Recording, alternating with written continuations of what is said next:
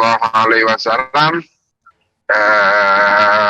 di perang Uhud tersebut berduka sampai beliau berkata, kaifa yuflih qaumun khaddabu wajha nabiyahum wa huwa yad'uhum ila rabbihim. Bagaimana mungkin suatu kaum mendapat kemenangan bila mereka mengalirkan darah di wajah Nabi mereka, sedangkan dia Nabi Muhammad SAW yang mengajak mereka ke jalan Tuhan. Lalu di sini Rasulullah SAW diperingatkan ketika itu ingin mendoakan kaum-kaumnya, tetapi Rasulullah Subhanahu Wa Taala memperingatkan kepada Nabi, laisa laka al amri syai'un aw yatuba alaihim aw yu'adzibahum fa innahum zalimun, di surat Ali Imran ayat 128, yang mana laisa laka minal amri syai'un, kamu tidak memiliki perkara apapun, perintah apapun di dalam ini. Kamu tidak boleh menghukumi mereka, apakah mereka itu mau ditaubatkan oleh Allah atau diazab oleh Allah. Fa innahum zalimun, itu urusan Allah Subhanahu wa Ta'ala. Dan memang benar di perang Uhud sendiri aneh ya. Jadi perang Uhud itu Quraisy itu mengalahkan Rasulullah dipimpin oleh Khalid bin Walid, yang mana akhirnya Khalid bin Walid juga yang menjadi pahlawannya Rasulullah ketika itu mengalahkan Rasulullah. Tetapi dia mengakui bahwa itu bukan kemenangan Khalid bin Walid. Seandainya orang-orang Islam itu mau mengikuti perintah Rasulullah SAW, tetapi kita ketahui bahwa mereka tidak mengikuti perintah Rasulullah untuk diam diri di Jabal Uhud. Mereka lari. Dan di situ juga orang yang membunuh pamannya Kanjeng Nabi, yaitu Wahsy, juga akhirnya Islam, mengikuti Rasulullah SAW. Itulah apa artinya kita mengikuti apa yang diperintahkan Rasulullah Subhanahu Wa Taala terhadap Rasulullah, bahwa kita ya harus berdakwah saja, tetapi memang dakwah itu harus ada kebahagiaan. Kita melihat bahwa Rasulullah ke Taif itu kan dalam keadaan yang susah, setelah ditinggal Khadijah, ditinggal pamannya Abdul Thalib, sehingga beliau sangat-sangat sedih, sehingga ketika melakukan perjalanan ke Taif itu juga tidak menghasilkan apapun. Artinya ada kegagalan di sana. Maka di sini mari di bulan Ramadan ini mari kita tingkatkan takwa kita, dan mari kita menjalankan ibadah puasa ini dengan kebahagiaan. Tentu jangan sampai ada kesusahan atau kesedihan di dalam bulan puasa ini. Mari kita berbahagia, berbagi bersama-sama, baik itu berbagi materi maupun berbagi kebahagiaan melalui ilmu-ilmu, dan ilmu inilah insya Allah yang bisa mengumpulkan umat semuanya. Mungkin ini yang bisa saya sampaikan. Terima kasih saya ucapkan kepada Habib Novel yang pada kesempatan sore ini bersedia untuk memberikan ceramah pembimbingan bagi kita semua. Terima kasih, semoga bermanfaat. Dan Allah wa iyyakum ihdinas siratal mustaqim wa billahi taufiq wal hidayah. Wassalamualaikum warahmatullahi wabarakatuh.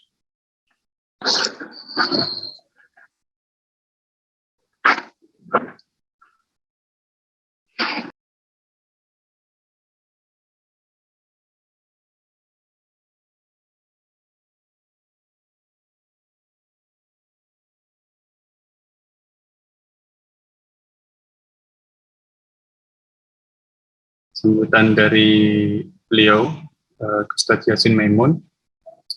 Baik pemirsa dimanapun Anda berada, sebelumnya acara pada sore hari ini Santri Gaya Mengaji didukung oleh Evermos. Apa itu Evermos? Evermos adalah sebuah tech startup social commerce yang menyediakan platform ekonomi gotong royong dengan berbasis syariah. Evermos menjembatani para individu yang ingin mudah berwirausaha dengan menjadi reseller untuk menjual berbagai produk halal dari brand lokal dan UMKM. Jadi, Evermos ini adalah e-commerce yang dia menjembatani antara UMKM dengan reseller atau dropshipper. Nah, teman-teman barangkali yang berminat untuk menjadi pengusaha dengan nol modal bisa bergabung menjadi reseller, atau pengen yang lebih lanjut bisa menjadi dropshipper di Evermos. Hadirin yang hadir pada sore hari ini. Sugeng rawuh Habib Novel, hormat kami. Langsung saja untuk pada acara sore hari ini kita masih pada acara puncak, yakni Mau'idoh Hasanah, santri gayeng mengaji bersama Habib Novel Al-Idrus dari Solo dengan tema meneladani baginda Nabi Muhammad SAW menjadi pengusaha atau pedagang yang beruntung di bulan Ramadan ini. Baik Habib, dengan segala hormat, waktu dan tempat, saya persilahkan baginda.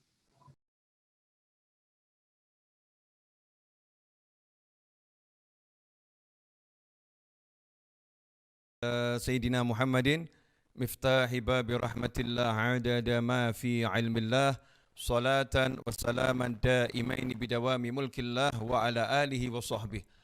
Allahumma salli ala Sayyidina Muhammadin salatan taftahu biha lana futuhal arifin wa tufaqihuna biha fid din wa ala alihi wa sahbihi. Assalamualaikum warahmatullahi wabarakatuh. Sahabatku dimanapun antum berada, khususnya kawan-kawan di Santri Gayeng Nusantara, dan terkhusus kepada Gus saya, Gus Yasin, putra dari ulama besar, guru kita semua, Ya Haji Maimun Zubair. Mudah-mudahan pertemuan kita pada sore hari ini barokah. Dan saya lihat Gus Yasin yang lagi di mobil sambil ngajar, ya, dan juga menikmati majelis ini. Mudah-mudahan perjalanannya dimanapun, sampai kemanapun selamat, barokah, manfaat. Amin. Ikhwani rahimakumullah, para pemirsa di channel YouTube Habib Novel Al-Idrus dan juga di Santri Gayeng dan dimanapun ya, yang menyaksikan. Pada kesempatan ini saya dikasih kepercayaan untuk berbicara tentang ilmu dagang sukses ya, miturut Kanjeng Nabi Muhammad SAW.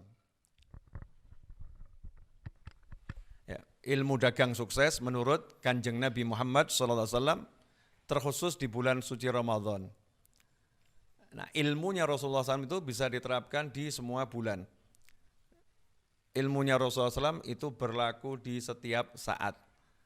Sehingga ketika diterapkan di bulan Ramadan, benefitnya itu bertambah. Ya, keuntungannya bertambah dengan sendirinya. Kalau bahasa anak zaman now itu by system. Ya, Allah Ta'ala punya sistem yang sangat menarik. Begitu masuk bulan suci Ramadan, itu kurs amal berubah. Ya, kurs amal itu berubah. Kursnya sunnah jadi wajib, pahalanya itu. Kursnya wajib berubah jadi 70 kali lipat, seperti kewajiban di bulan yang lain. Maka otomatis semua nilai ilmu dagang Nabi Muhammad SAW yang kita terapkan di bulan suci Ramadan, itu akan menambah nilai kita berlipat-lipat dalam kesuksesan dunia maupun akhirat. Nah, satu hal yang saya teladani dari guru-guru saya, jadi saya ini kebetulan ketemu guru-guru yang semuanya itu tak pernah letih berusaha, tak pernah lelah menekuni asbab, ya, upaya untuk mencari, ya, upaya untuk mendapatkan penghasilan sesuai syariat. Jadi sarana-sarana untuk mendapatkan penghasilan sesuai syariat yang kita biasa sebut dengan bekerja, kebetulan saya ketemu guru-guru yang seperti itu. Almarhum kakek saya itu wafat usia 93 tahun, rahimahullah. Ya, kakek saya namanya Ahmad bin Abdurrahman Al-Idrus. Lahir di Pati, dulu pernah jadi guru ya di Pati juga, kemudian wafatnya di Kudus. Ya, wafat di Kudus. Kakek saya pernah ngajar di pondoknya Mbah Dullah Salam rahimahullah Kajen, ya, dan juga di tempatnya Yai Muhammadun Runting ngajar di sana. Bahkan ayah saya lahir di pondoknya Yai Muhammadun Runting, Yai Muhammadun. Kalau bibi saya lahir di pondoknya Mbah Dullah Salam. Jadi memang saya ini Solo tapi darah patinya banyak. Makanya kalau nyambung sama Rembang ya, sama Gus Yasin itu hal yang wajar-wajar saja, nyambung sama santri Gayeng ya.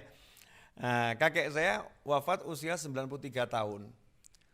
Di akhir usia itu, kakek saya itu pernah menjelaskan ke saya, karena salah satu kitab favorit kakek saya adalah Al-Hikam Ibn Athaillah. Beliau sudah mengajar ya, bukan belajar, mengajar kitab Al-Hikam itu sejak umur 10 tahun. Ya, umur 10 tahun sudah mengajar kitab Al-Hikam. Sering juga menggantikan ayahnya, itu Mbah Buyut saya, Abi Abdurrahman Al-Idrus di Pati kalau ngajar Al-Hikam. Beliau mengatakan begini, tajrid, kalau bahasa kita kan sudah tidak menempuh asbab, itu namanya tajrid. Nah, tajrid itu untuk orang seperti saya, umur 93 tahun, sudah enggak punya pekerjaan, ya enggak ada yang bisa secara sarana duniawi diolah. Nah, itu seperti saya boleh tajrid, tinggal duduk, pasrah sama Allah Ta'ala, itu tajrid. Tapi kalau anak muda, ya anak muda, kemudian walaupun sudah tidak muda, tapi ada sarana penghidupan dunia, fisiknya masih mampu bergerak, maka belum sampai makom tajrid. Nah, itu disampaikan kakek saya ketika memang betul-betul sudah tidak bisa keluar dari rumah. Ya, tidak bisa keluar dari rumah. Itu beliau baru mengatakan saya di makom tajrid sekarang ini. Nah, sementara seringkali kita ini generasi muda pegang tasbih sedikit merasa saya di makom tajrid.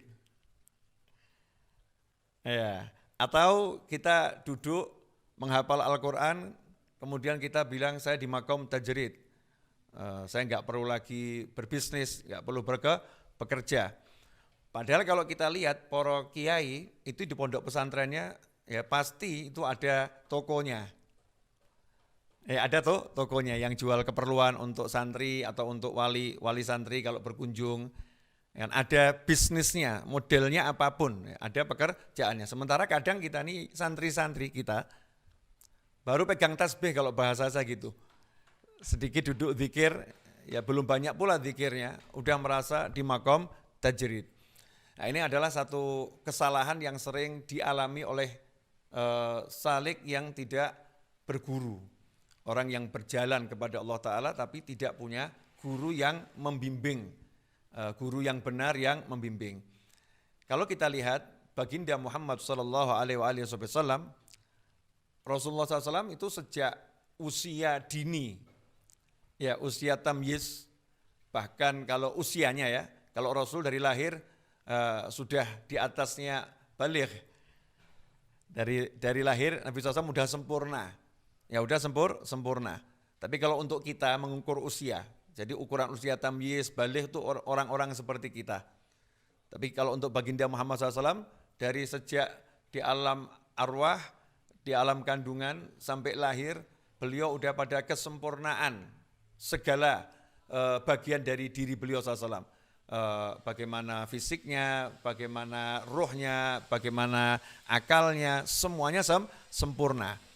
Tapi usia 4 sampai 6 tahun, di situ Nabi Muhammad SAW sudah dididik untuk menjadi seorang lelaki yang bisa hidup mandiri.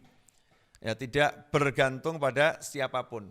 Makanya orang-orang Arab Mekah, ya, orang-orang Arab Mekah dahulu biasa kalau punya anaknya itu dititipkan di desa-desa kepada ibu-ibu susu ya untuk mendapatkan ASI dari desa.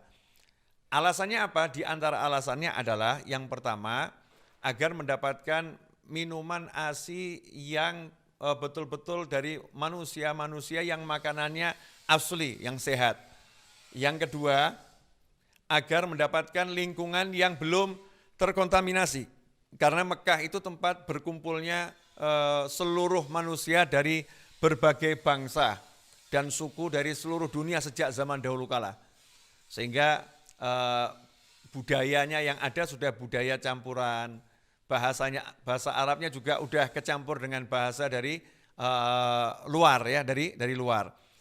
maka dititipkan di desa yang masih asli budayanya, masih asli bahasa Arabnya, masih bersih lingkungannya. Sehingga disitulah Nabi SAW banyak mendapatkan pelajaran tentang cara hidup. Ya, tentang cara hidup, meskipun adabani rabbi fa ahsana ta'dibi. Rasulullah SAW itu dididik langsung oleh Allah Subhanahu wa Ta'ala. Cuma ini jalanan dunianya saja kita lihat, Halimatus Sa'diyah radhiyallahu anha beserta keluarganya betul-betul mendidik Nabi Muhammad SAW sampai diajari ilmu mendasar orang Arab kalau bekerja. Ya, ilmu mendasar paling sederhana orang Arab bekerja itu adalah jadi penggembala kambing. Nah, jadi penggembala kambing itu diajarkan kepada Nabi Muhammad SAW sejak kecil. Nah, ini juga yang kadang kita tidak kita lakukan nih. Anak-anak kita ini nggak punya bekal untuk hidup mandiri, nggak punya ilmu bekerja. Karena kita menghilangkan proses ini. Proses Nabi Muhammad SAW sebelum jadi Rasul ya. Sebelum diangkat jadi Rasul, itu ada proses yang dilewati oleh Nabi Muhammad SAW. Seringkali kita mencontoh Nabi SAW itu setelah menjadi Rasul. Jadi kita mencontoh sholatnya, kita mencontoh sholat beliau, kita mencontoh puasa beliau, kita mencontoh qiraatul Quran beliau, kita mencontoh bagaimana beliau itu hidup bertetangga, bagaimana beliau berzikir, dan lain sebagainya. Tapi kita tidak menerapkan timeline, ya timeline bagaimana anak-anak kita bisa mencontohnya. Dari umur sekian sampai sekian itu Nabi Muhammad SAW sudah mulai hidup mandiri, ya, hidup bersama orang lain yang akhirnya menjadi ibu susunya, ya, bersama masyarakat lain di kampung yang jauh dari keluarganya. Kemudian Nabi Muhammad SAW mulai dididik bisa kerja, jadi pengembala kambing. Setelah itu Nabi Muhammad SAW setelah wafat ibunya, setelah wafat kakeknya, diasuh oleh pamannya Abu Thalib. Apa yang dilakukan oleh Abu Thalib? Abu Thalib melakukan hal yang sama, mendidik Nabi Muhammad SAW untuk menjadi seorang pekerja tangguh, ya, menjadi seorang pengusaha, menjadi seorang pedagang. Maka saat itu Nabi Muhammad SAW diajak oleh Abu Thalib untuk ikut, ya, membantu beliau dalam berbisnis. Sehingga mulailah berdagang dari umur 12 tahun sudah sampai ke Syam. Ya, sampai ke Syria. Umur 12 tahun ya sudah keluar negeri Nabi Muhammad SAW. Kalau bahasa anak zaman sekarang sudah ekspor impor. 12 tahun udah belajar ekspor impor. Ini ada timeline-nya, ya, timeline-nya. Kemudian usia 25 tahun Nabi Muhammad SAW udah sukses secara finansial. Ya, secara finansial udah sukses. Yatim piatu. Ya, tinggal bersama paman yang miskin dan anaknya banyak. Bisa melamar wanita terkaya di Jazirah Arab. Ya, bisa melamar wanita terkaya di Jazirah Arab dan wanita tercantik di Jazirah Arab, wanita yang dipinang oleh banyak orang-orang kaya dan orang-orang berpengaruh di zaman itu. Tetapi semua lamaran ditolak, yang diterima hanya lamaran Nabi Muhammad SAW. Menikahlah dengan Sayyidah Khadijah radhiyallahu taala anha. Nah, itu umur 25 tahun. Jadi kalau ditanya kesuksesan Nabi dalam berbisnis tidak diragukan, karena wanita yang ahli dagang pun, konglomerat di zaman itu pun jatuh hati kepada Nabi Muhammad SAW dari segala segi. Ya, dari akhlak beliau, dari kemampuan beliau berbisnis dan lain sebagainya. Lantas bagaimana cara bisnis Nabi Muhammad SAW? Nah, ini yang menarik, ikhwani rahimakumullah, pemirsa dimanapun antum berada. Rasulullah SAW itu mengedepankan dalam bisnis adalah pendekatan humanis, manusianya yang didekati. Jadi bukan pendekatan materi. Kalau kita ini seringkali jual barang, jadi yang dijual barangnya dulu. Kalau Nabi Muhammad SAW yang dijual adalah pelayanan. Jadi pelayanannya dulu dikedepankan, baru barangnya.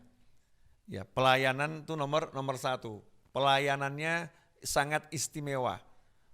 Ini yang diajarkan oleh Nabi SAW dalam berdagang. Jadi mengedepankan pelayanan. Ya, bukan barangnya dulu. Barangnya pasti oke, tapi nanti dulu. Pelayanan itu nomor satu dalam kesuksesan. Nah, itulah yang diajarkan oleh Nabi Muhammad SAW, di mana beliau mengedepankan kejujuran dalam berdagang. Ini bagian dari pelayanan kepada pembeli. Ya, jujur dalam berdagang.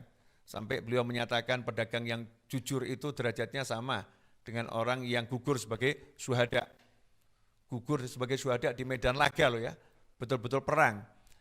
Kemudian seperti pahlawan-pahlawan kita yang gugur dahulu ketika memerdekakan Negara Kesatuan Republik Indonesia. Itu pahalanya sama orang yang jujur dalam berdagang, sama itu, yang jujur dalam berdagang juga makom syuhada. Sampai dijanjikan seperti itu. Ini menunjukkan Nabi SAW mengedepankan pelayanan, jujurlah dalam berdagang. Kemudian Nabi SAW mengedepankan senyum, ramah, ya, lembut, dalam ucapan lembut, wajah menyenangkan. Kemudian secara sistematis Rasul pun juga mengedepankan catat mencatat. Jadi pencatatannya itu rapi, detil. Ya, kalau yang di hutang apa, yang cash apa, semuanya ada detilnya. Itu yang dilakukan Nabi Muhammad SAW. Nah, kemudian kualitas barangnya, ya, menjual barang yang berkualitas dan dengan cara yang sangat indah dan harganya murah. Nabi SAW mengejar omset, ya, omsetnya yang banyak agar barang ini lakunya cepat, ya, menjual dengan cepat, menjual banyak dan menjual untung, nggak rugi. Nah, yang menarik, setiap kali seseorang itu berbisnis dengan Nabi Muhammad SAW, maka siapapun yang tersentuh dengan style bisnis Nabi Muhammad SAW, gaya bisnis Nabi Muhammad SAW, nggak akan cari orang lain. Ya, nggak akan cari orang lain. Semuanya puas, semuanya kemudian mengatakan, ya udah saya akan beli barang hanya dari beliau. Ya, saya kalau mau beli barang hanya dari beliau. Sehingga diceritakan setiap kali Nabi Muhammad SAW itu berangkat ke luar negeri membawa barang dagangan, tidak pernah lama, belum ditaruh, kalau bahasa kita sudah habis. Ya, belum ditaruh sudah habis. Bagaimana bisa seperti itu? Ya tadi itu, karena memang beliau mengutamakan pelayanan yang terbaik, kemudian juga barangnya berkualitas, yang ketiga harganya murah, ya, tanpa merugikan orang lain. Ya, tanpa merugikan orang lain. Ikhwani rahimakumullah. Yang terjadi dengan kita saat ini, mungkin kita ini dalam berdagang, khususnya di bulan suci Ramadan, kita kurang meneladani ilmunya Nabi Muhammad SAW. Mungkin kita nggak berpikir gimana caranya menjual cepat, ya, dan untung dapat. Ya, menjual cepat dan untung dapat. Mungkin kita nggak berpikir bagaimana caranya yang beli tidak ingin pindah ke lain hati, agar selalu membeli barang kita. Di antara yang paling pokok adalah kejujuran dan juga tidak mahal, ya, tidak mahal, murah tapi nggak rugi. Contoh kejujuran yang diterapkan oleh para ulama, ya, dalam berdagang meneladani Nabi Muhammad SAW adalah Syekh Muhammad Ibnul Munkadir. Ya, Syekh Muhammad Ibnul Munkadir rahimahullah adalah seorang ulama besar, waliullah, yang punya toko. Ya, tokonya jual pakaian. Ya, jual pakaian. Seperti Sayyidina Abu Bakar As-Siddiq radhiyallahu anhu, kita mengetahui Sayyidina Abu Bakar As-Siddiq radhiyallahu anhu terkenal dahulu sebagai pedagang pakaian.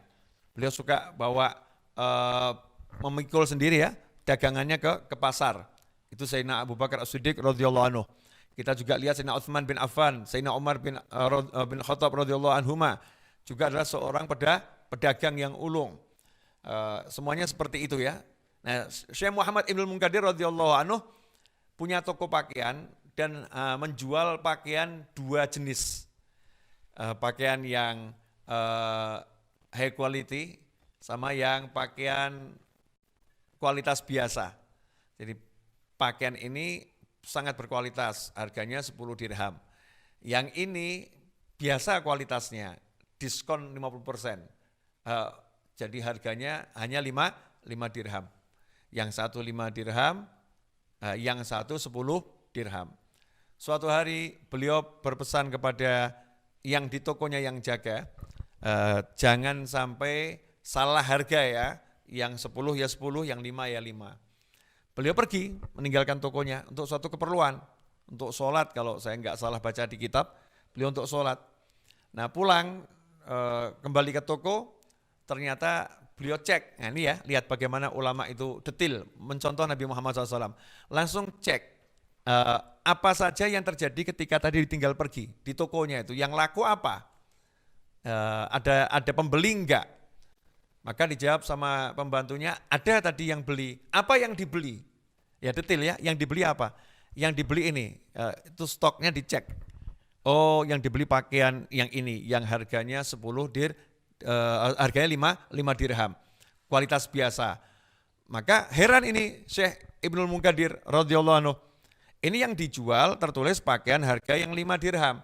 Kenapa uangnya masuk 10 dirham? Harganya kualitas biasa, tapi kok bayarnya pakai kualitas yang luar biasa ini. Kata pelayannya, tadi saya tawarkan yang 5 dirham dengan harga 10 dirham, dia mau. Ya, dia mau bayar mahal itu mau. Saya pengen toko ini agar lebih untung. Nah, karena yang 5 dirham bisa dijual dengan harga 10 dirham.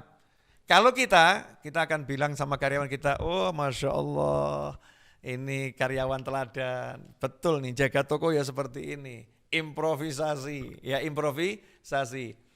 Tapi apa yang dilakukan oleh Syekh Ibnul Munkadir radhiyallahu anhu, marah sejadi-jadinya. Siapa yang beli tadi ini?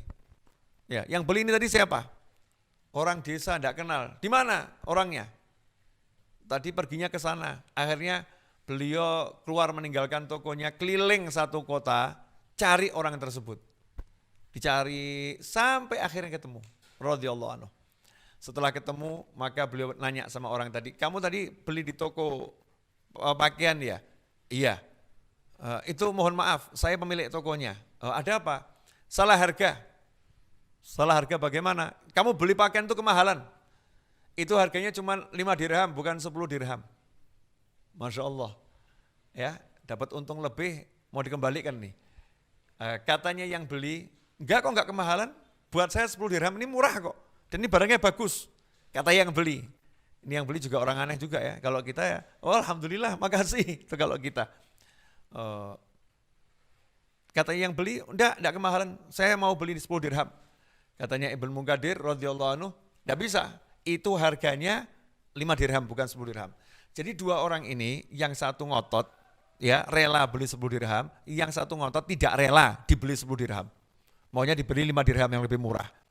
Nah akhirnya Syekh Ibnu Munkadir ngomong, kamu cuman punya pilihan ini. Yang pertama, saya ganti bajumu tadi dengan pakaian yang harganya 10 dirham, sesuai harga, kualitasnya lebih bagus, kainnya lebih bagus. Yang kedua, tetap barangnya tetap itu, tapi saya kasih kembalian lagi 5 dirham, saya tambahin, uang kamu saya kembalikan 5 dirham. Yang ketiga, uang kamu saya kembalikan semua, barangnya bawa sini, gak usah beli barang saya. Ikhwan rahimakumullah, katanya orang desa tadi, wah daripada pusing ya, orang aneh ini.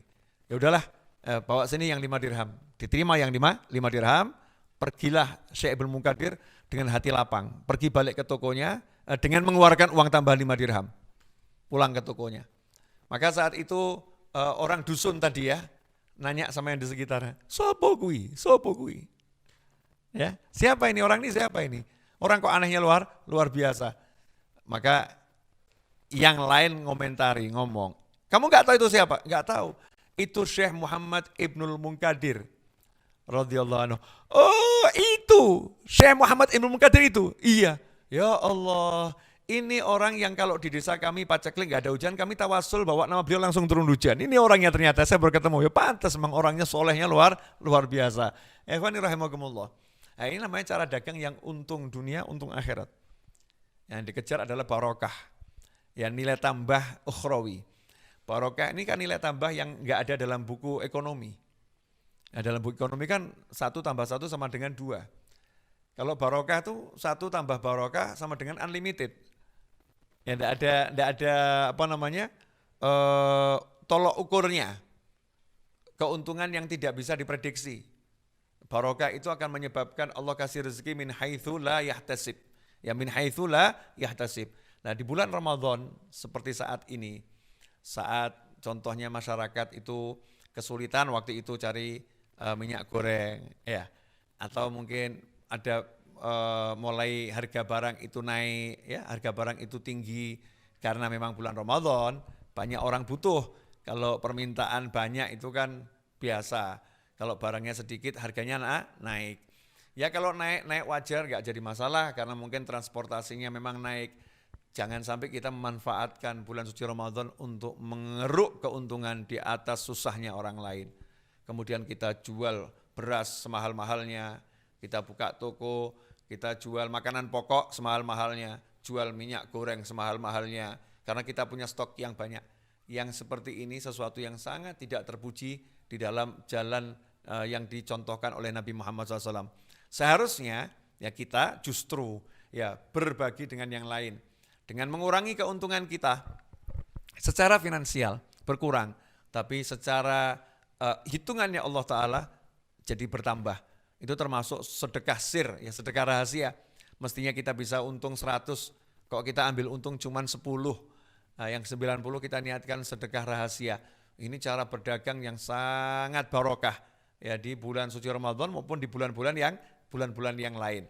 Kita beri harga yang murah, tapi masuk akal tanpa merugikan kita, maka insya Allah apa yang kita lakukan itu menjadi kebahagiaan untuk orang banyak, dan tentunya kalau kita menyenangkan orang, kita akan disenangkan oleh Allah Subhanahu wa Ta'ala. Ikhwani rahimakumullah, kebutuhan pokok di bulan suci Ramadan ini meningkat, termasuk sekarang jadi kebutuhan pokok itu ya telur ya. Nah, telur itu jadi kebutuhan pokok karena untuk memasak ya sekarang orang butuh telur untuk masak macam-macam ya, butuh telur. Maka semua yang terkait dengan kebutuhan pokok jangan kemudian harganya kita lambungkan, jangan kita tinggikan. Kalau kita punya toko kelontong, kalau kita punya toko serba ada, maka usahakan.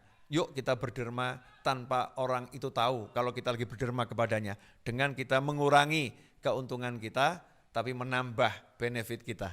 Kok bisa ya? Iya. Karena muamalah kita, partner kita bukan manusia, partner kita pemilik jagat raya, yaitu Allah Subhanahu wa Ta'ala.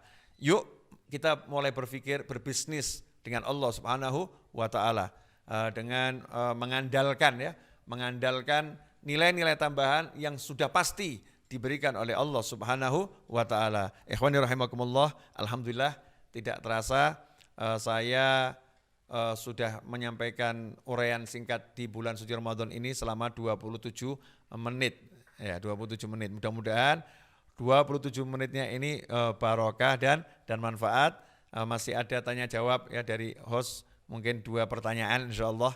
Karena saya lagi berada di Tawangmangu, mohon doanya, ini lagi ngecor Majelis Ar-Raudhah Tawangmangu. Nah, nanti insyaallah akan menjadi salah satu tempat kita mensyiarkan ya ajaran-ajaran para aulia wassolihin di Tawangmangu dan sekitarnya, tempat untuk mengolah santri-santri weekend, dan syukur-syukur nanti teman-teman santri Gayeng bisa ngaji bareng bersama kami di sini insyaallah sambil menikmati sejuknya pegunungan. Jangan dinginnya ya, kalau dingin kelihatan nggak enak ya, sejuknya pegunungan. Dan setengah jam di jam segini ini sudah membuat tenggorokan saya mulai terasa kering, saudara-saudara. Sebelum nanti terdiam tak bisa berbicara, lebih baik saya diam sekarang juga. Jazakumullah khairan. Wal afu minkum. Wassallallahu ala sayyidina Muhammadin wa alihi wasallam. Walhamdulillahirabbil alamin. Wassalamualaikum warahmatullahi wabarakatuh.